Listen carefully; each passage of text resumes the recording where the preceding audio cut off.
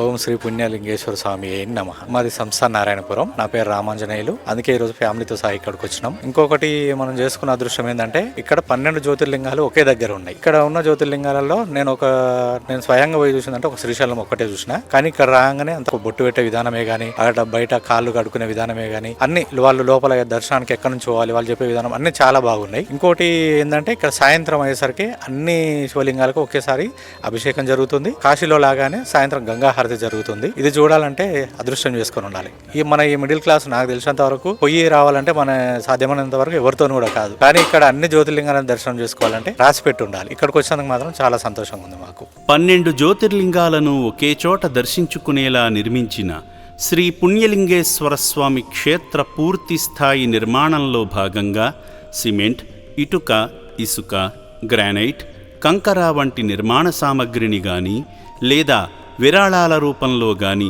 మీ శక్తి కొలది సాయం చేసి సంపూర్ణ శివానుగ్రహాన్ని పొందండి.